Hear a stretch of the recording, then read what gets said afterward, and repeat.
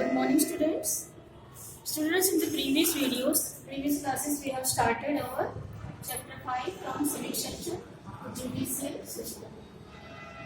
Today, we will going to start with following topics. Does everyone access to the course? Unpopular judgment of the court. And today, we will going to cover our chapter. Okay. Now, let's start. Does everyone have access to the courts?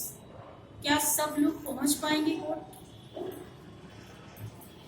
सबके पास right है court पहुंचने का। सब constitution ने सबको equal right दिया है कि सब लोग कोर्ट जाके अपने लिए जस्टिस ले सकते हैं। But everyone can access to the court, मतलब सब लोग पहुंच सकते हैं। हमारा देश बहुत ही गरीब है, तो क्या हम सभी लोग पहुंच सकते हैं? तो ऐसे लोगों के लिए क्या प्रावधान है? We will discuss about this. The Constitution of India provides for equality before the law. है ना, कि सबके लिए कानून एक जैसा है। All citizens are guaranteed the fundamental rights and can move the courts in case of violation of these rights. तो सारे सिटीजन को ये अधिकार दिया है फंडामेंटल राइट्स में कि वो लोग कोर्ट जा सकते हैं अपने अधिकार का हनन, अगर उनके अधिकार का हनन हो रहा है, उनका शोषण हो रहा है, तो वो कोर्ट जाके उसके खिलाफ आवाज उठा सकते हैं। And while in principle the courts are available for all, in reality access to courts has been difficult for the majority of the poor and down poor. लेकिन कॉन्स्टिट्यूशन ने हमें अधिकार तो दे दिया है, लेकिन it is very difficult to access there, क्योंकि हमारा जो समाज है बहुत ही गरीब एंड दलित पीड़ित लोग हैं। जो गरीब और पीड़ित लोग हैं, वो लोग वहाँ तक पहुँचने में उन लोग के लिए बहुत ही समस्याएं होती हैं, बहुत मुश्किल होती है। The cost of litigations in terms of time and money is tremendous to them. उनके लिए ये जो खर्च होता है लिटिगेशन में, इसकी मुकदमेबाजी का जो खर्च होता है और उनके लिए जो पैसे खर्च होते हैं, उनके लिए बहुत ही वो डरावना होता है, उनके लिए बहुत ही मुश्किल भरा होता है। And therefore wage laborers, small and marginal farmers and other cannot really afford it. इसीलिए ये लोग अफोर्ड नहीं कर पाते हैं।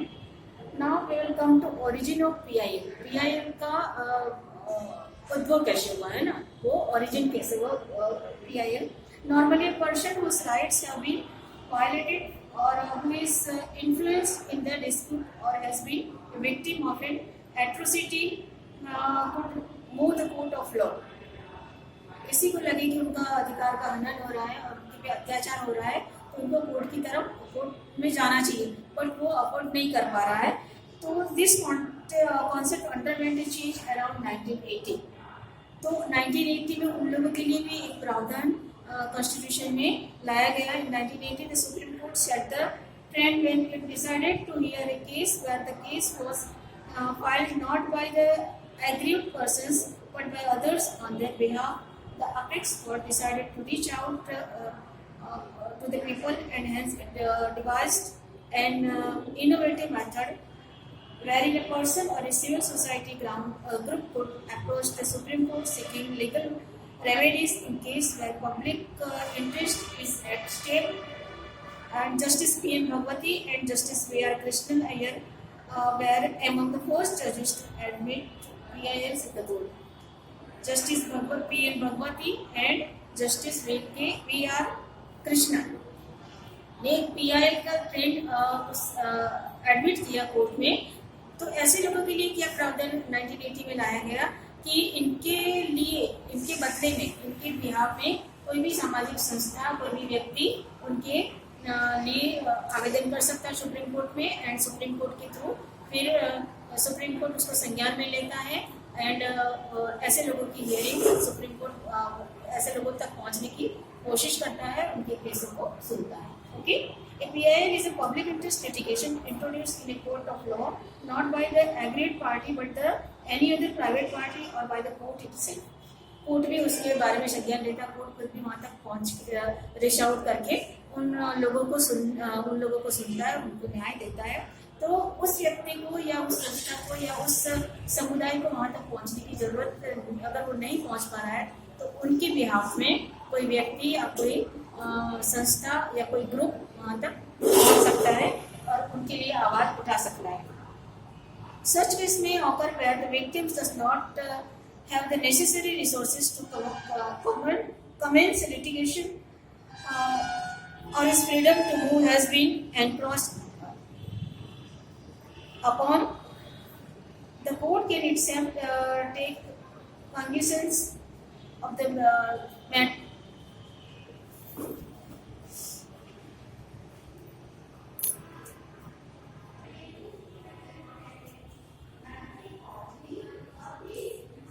So, court can itself take cognizance of the matter and proceed, or cases can commence on the petition of any public spirited persons. कोई भी साहसी व्यक्ति इसको एडमिट कर सकता था, उसमें एप्लीकेशन दे सकता था किसी भी पीड़ित व्यक्ति या किसी पीड़ित समुदाय के बिहाफ में. Okay, filing a PIL is not as cumbersome as any other legal case. बाकी सारे लीगल केसेस के की तरह वो एक बोझ नहीं होता है, उसको जल्दी से सुना जाता है.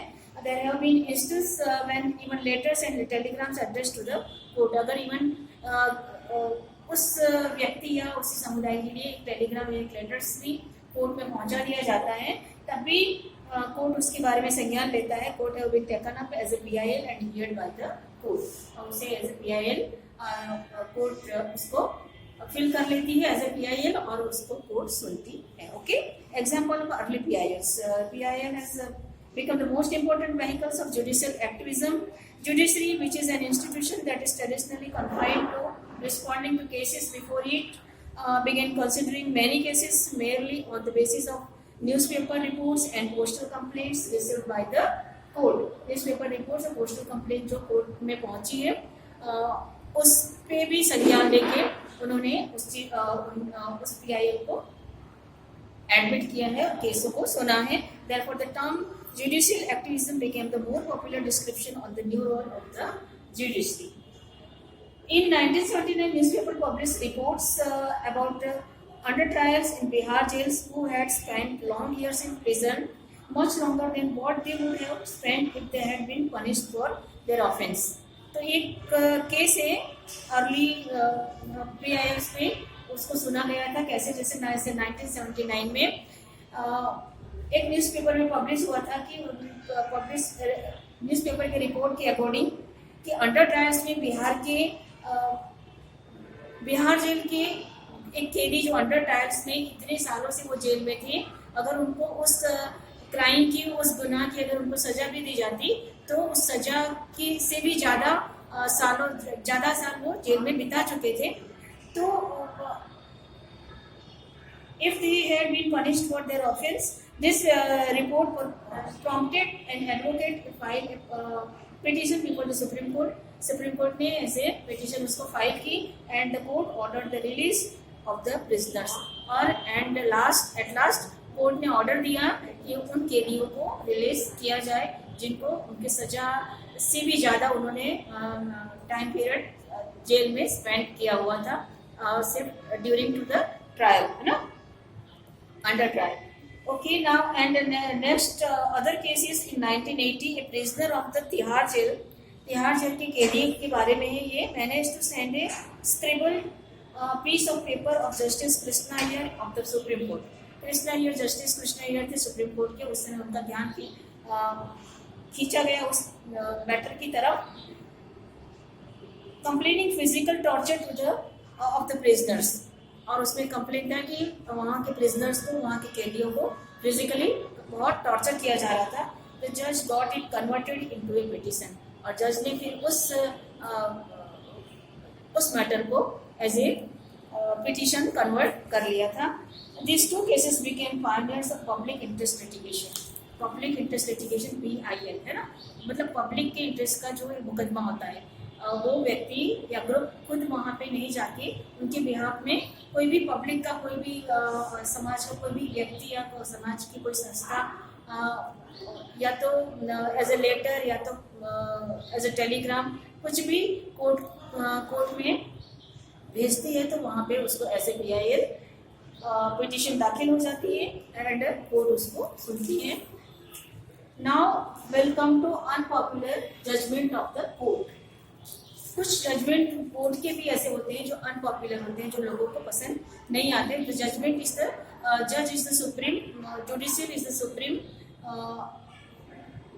power, and he is a independent. He has a independent power, but sometimes his judgments are unpopular. There have been judgments by the courts that have worked against the best interest of common man. For example, the sealing of commercial establishments and shops in Delhi through thousands of people cut off employment. People out of employment. People came out on the streets, held demonstrations and observed strikes and burns against the ruling of the court. Court के इस decision के खिलाफ सभी लोग सड़क पे आ गए थे और उन्होंने शॉप्स वगैरह भी बंद कर दी थी और उन्होंने स्ट्राइक्स किया था। उस डिसीजन के अगेंस्ट स्ट्राइक किया हुआ था।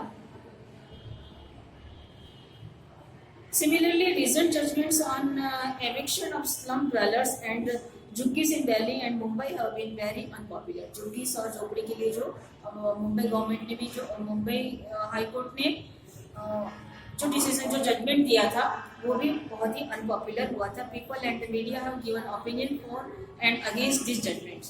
पीपल और मीडिया ने उसके अगेंस्ट अपना ओपिनियन दिया और इस जजमेंट ये जजमेंट बहुत ही ज़्यादा अनपॉपुलर हुआ था। In the year 2000, the Supreme Court ordered all buses plying in Delhi to convert to CNG. So 2000 में सुप्रीम कोर्ट ने ऑर्डर दिया कि दिल्ली की सारी बसों को CNG में कन्वर्ट किया जाए। This resulted in strikes by bus owners, causing inconveniences to lakhs of daily commuters. तो बहुत दूर तक उनको ये सारी चीज़ें वहाँ से प्रोवाइड हो सकती थी, बहुत दूर जाना पड़ता उसके लिए, तो इसलिए बहुत सारे बस के ड्राइवर ने उसके अगेंस्ट स्ट्राइक्स की थी। After many hearing and orders by the court, eventually buses were converted to CNG mode. और बहुत सारे उसके अगेंस्ट केसेस हुए, बहुत सारी हियरिंग हुई और उसके बाद एट लास्ट गवर्नमेंट ने CNG में CNG बोर्ड में कन्वर्ट करने का ऑर्डर दिया। तो a few judgments like the above being unpopular initially have really served the larger interest of the society. तो इस तरह से कभी कभी क्या होता है कि जज के जो डिसीजंस होते हैं, जज के जो ऑर्डर होते हैं, उसके वो भी बहुत अनपॉपुलर, पब्लिक इंटरेस्ट से वो अगेंस्ट होते हैं, तो वो अनपॉपुलर होते हैं। In some cases earlier judgments have been reversed by the courts. In one such judgment, Olga Tellis versus BMC, Bombay Municipal Corporation. In 1985, the court had tried to protect the livelihood of slum dwellers. Slum dwellers के livelihood को protect करने का court ने प्रयास किया। The judgment established that the right to livelihood was a part of the fundamental right to life guaranteed by Article 21. Protect of livelihood, then part of the fundamental right of life guaranteed by Article 21, as the slum dwellers couldn't be evicted. तो slum dwellers को आप हानि नहीं पहुंचा सकते। This judgment was important as it cancelled the eviction of payment dwellers who had been deprived of their livelihood and consequently of their right of life. Okay. Now we come to the Lok Adalats. It is also part of the judiciary system in the rural areas. Okay. There is another issue that works against the interest of common man. Common man के interest के लिए ये एक छोटी सी judiciary system का ये भी एक part है। The courts take long years, often 10-15 years to finally decide a case. तो एक भी केस को फाइनल डिसीजन देने में किसी भी कोर्ट को 10 to 15 years लग जाते हैं। Poor people cannot afford time and money for such a long course of litigation. तो एक गरीब इंसान के लिए बहुत मुश्किल भरा काम होता है, बहुत ही डिफिकल्ट है उनके लिए इतना सारा उनको टाइम दे पाना और इतने सारे मनी उस पर वेस्ट करना। Justice delayed is justice denied is a phrase commonly used to characterize long delay in deliverance of justice. तो जितनी देर जस्टिस नहीं होती है उतना ही वो न्याय नहीं होता है, वो अन्याय बन जाता है। इस तरह का एक स्लोगन उस समय पास किया गया था। Lok Adalat were started in 1985 to make cheap and speedy justice available to the poor. तो इसलिए लोक अदालत को स्टार्ट किया गया था 1985 में, और चीप और स्पीडी जस्टिस के लिए, गरीबों के लिए सस्ता और तुरंत न्याय हो, इस तरह की व्यवस्था लोक अदालत में की गई थी। The first लोक अदालत organized in 1985 set up a record of clearing 105 cases in a day। और जो फर्स्ट लोक अदालत थी 1985 में, उन्होंने record 105 case 105 cases they heard in a day. सिर्फ एक दिन में उन्होंने 105 केसेस को सुना था। Lok Adalat are presided over by retired जजेस। उनको कौन हैंडल करता है? रिटायर्ड जजेस जो होते हैं वो उनके लीडर होते हैं, उनको हैंडल करते हैं, उनको प्रिसाइड करते हैं। There are no advocates to plead their clients cases. उन क्लाइंट्स के केसेस को हैंडल करने के लिए कोई एडवोकेट हायर करने की जरूरत नहीं होती। दोनों एक्यूज और विक्टिम्स को वहाँ पे बैठा के वहाँ पे उनसे उन लोग के थ्रू ही जो रिटायर्ड जज होते हैं उनकी बातों को सुनते हैं और वहाँ पे केसों को सुलझाया जाता है। The people involved in the dispute plead their own cases. It reduces the cost as well as the time consumed in fighting court cases. However, the judicial system is envisioned by the farmers of the Constitution has been very successful in providing justice to the maximum number of people. The courts have successfully protected the fundamental rights of the people. Courts बहुत ही successfully लोगों के fundamental rights को protect करती हैं। And the judiciary has exercised its power to check the balance the executive and legislative powers of the government, है ना।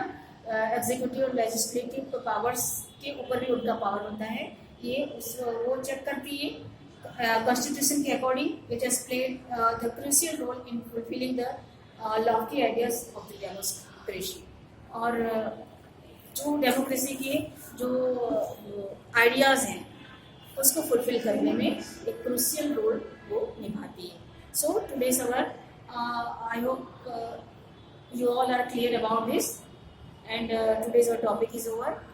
We will continue our classes with next chapter. Thank you.